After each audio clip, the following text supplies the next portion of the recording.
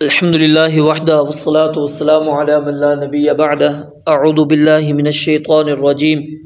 قال انما اوتیتہ علی علم عندی قال اس قارون نے کہا انما اس کے سوا کچھ نہیں اوتیتہ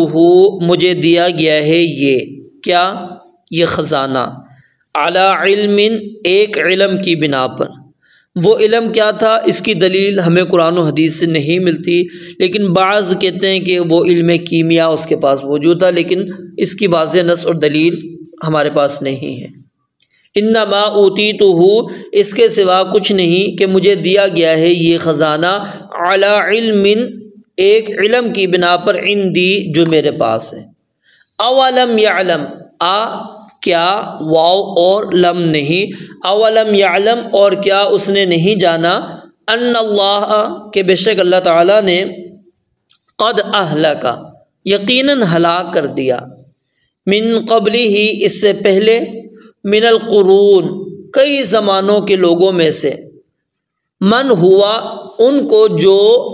اشد زیادہ تھے منہ اس سے یعنی قارون سے قوتاً طاقت میں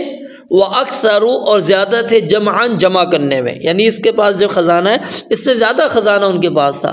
وَلَا يُسْأَلُ اور نہیں پوچھا جاتا عن ذنوبہم ان کے گناہوں کے بارے میں المجرمون مجرموں سے۔ گزشتہ درس کے اندر آپ نے یہ بات پڑھی تھی کہ قوم کے جو معزز افراد تھے، اہل علم تھے، عقل مند تھے، انہوں نے قارون کو سمجھایا، کچھ نصیحتیں کی، اس کو فساد سے روکا اور ساتھ میں اس کو کہا کہ تم اس مال کے اوپر پھولو مت۔ اب ہونا یہ چاہیے تھا کہ قارون ان کی بات کے اوپر تھوڑا سا غور کرتا، تدبر کرتا، سمجھنے کی کوشش کرتا، لیکن نہیں، اس نے الٹا کیا کہا کہ جو تم کہہ رہے ہو کہ یہ مال و دولت میرے پاس تمہیں نظر آ رہا ہے، یہ خزانے تمہیں نظر آ رہے ہیں، انما اوتیتہ علی علم عندی، یہ اللہ تعالیٰ نے مجھ پر کوئی احسان نہیں کیا، یہ تو میرے پاس علم تھا،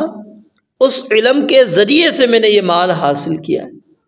یہ دوسری تفسیر یہ بھی بیان کی جاتی ہے کہ جو کچھ تم دیکھ رہے ہو میرے پاس وہ اللہ تعالیٰ نے سمجھا تھا کہ میرے اعمال ایسے ہیں، میرے اندر اوصاف ایسے ہیں کہ میں اس مال کا حقدار ہوں، اس لیے اللہ تعالیٰ نے مجھے دے دیا۔ نہیں، اللہ رب العالمین نے یہ بات واضح کر دی کہ انما اوتیتہ علی علم عندی، کہ جو بندہ یہ کہتا ہے کہ یہ جو کچھ آج میرے پاس موجود ہے یہ میری اپنے علم کی بنا پر ہے۔ آج بھی ہم کہتے ہیں نا یہ جو اتنا بڑا میرا کاروبار ہے، وسیع کاروبار ہے، اس کے پیچھے میری اپنی عقل ہے، اپنی سوچ ہے، اپنی سمجھ ہے،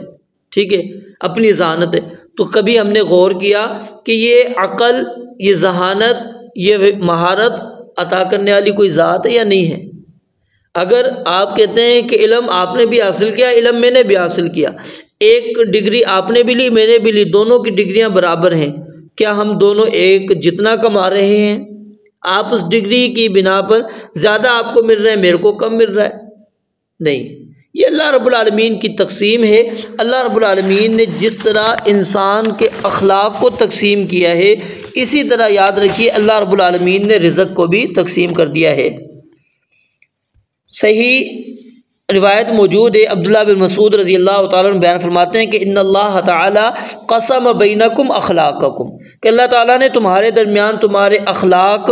اس طرح تقسیم کر دیے کما قسم بینکم ارزاقکم، کہ جس طرح اللہ رب العالمین نے تمہارے رزق تمہارے اندر تقسیم کر دیے۔ وَإِنَّ اللَّهَ يُعْطِي الْمَالَ مَنْ أَحَبَّ وَمَنْ لَا يُحِبُّ، اور اللہ تعالیٰ مال اس شخص کو بھی دیتا ہے جس سے محبت کرتا ہے اور اس کو بھی دیتا ہے جس سے اللہ تعالیٰ محبت نہیں کرتا۔ وَلَا يُعْطِي الْإِيمَانَ إِلَّا مَنْ يُحِبُّ، لیکن ایمان صرف اللہ رب العالمین اس شخص کو دیتے ہیں جس سے اللہ تعالیٰ محبت کرتے ہیں۔ یہ ادب المفرد کے اندر روایت موجود ہے اور امام البانی رحمۃ اللہ علیہ نے اس روایت کو صحیح کہا اور سلسلہ حدیث صحیحہ کے اندر بھی اس روایت کو انہوں نے نقل کیا ہے۔ تو یہ علم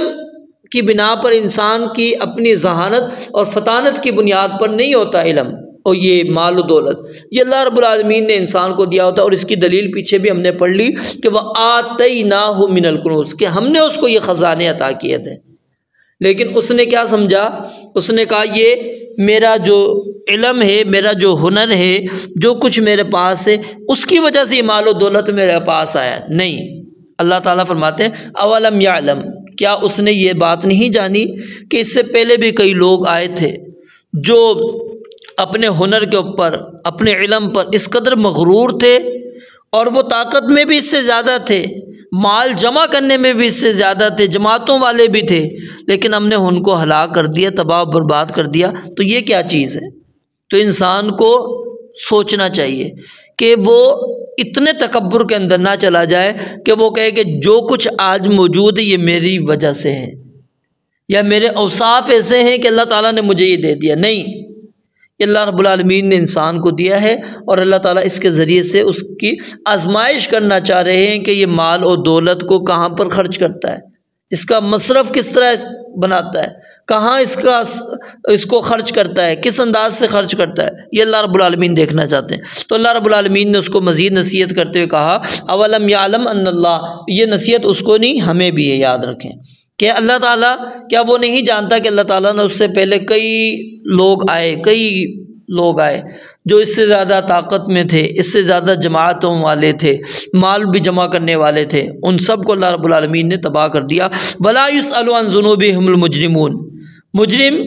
تو یہی دعویٰ کیا کرتے تھے کہ ہم بہت اچھے لوگ ہیں، مگر جب ان پر جرم ثابت ہو جاتا اور اللہ کا عذاب آ جاتا ہے تو کیا ان سے پوچھ کر ان کو پکڑا جاتا ہے؟ نہیں، بلکہ اللہ رب العالمین ان کو پکڑ لیتے۔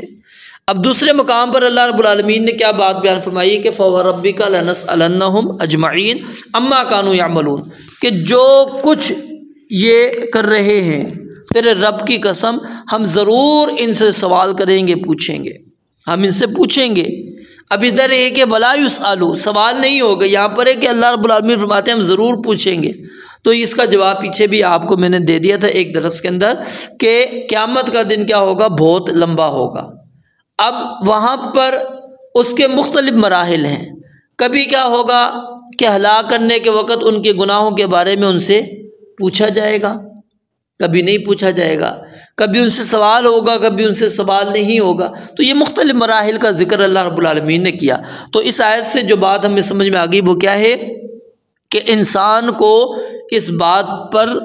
غور کرنا چاہیے کہ وہ اتنے تکبر کے اندر آگے نہ چلا جائے کہ وہ کہے کہ جو کچھ آج میرے پاس موجود ہے یہ میری اپنے علم کی بنیاد کے اوپر ہے، ٹھیک ہے، یہ جو میں آج ترقیاں کر رہا ہوں میں اپنی عقل، اپنے علم کی بنیاد پر کر رہا ہوں، نہیں، یہ اللہ رب العالمین نے ہمیں ذہانت دی، اللہ رب العالمین نے ہمیں عقل دی، یہ اللہ رب العالمین نے ہمیں سوچ دی، جس کی وجہ سے انسان یہ کام کر رہے ہیں، اور جس کی وجہ سے انسان مال و دولت کو بھی حاصل کر رہا ہے، اس نے ذرائع بنائے، اسباب بنائے، وسائل رب العالمین نے دیے، وہ عقل بھی اللہ رب العالمین نے دی۔ تو یہ اللہ رب العالمین ہمیں دینے والا ہے، یہ انسان کی خود کی محنت نہیں ہے۔ یہ جملہ بڑا ہی متکبرانہ جملہ ہے جو قارون نے کہا، ہمیں بھی اس جملے پر غور کرنا چاہیے، ہمیں بھی یہ جملہ نہیں کہنا چاہیے۔ رب العالمین سے دعا ہے اللہ تعالیٰ سمجھنے، عمل کرنے کی توفیق عطا فرمائے۔ وآخر دعوانا الحمدللہ رب العالمین۔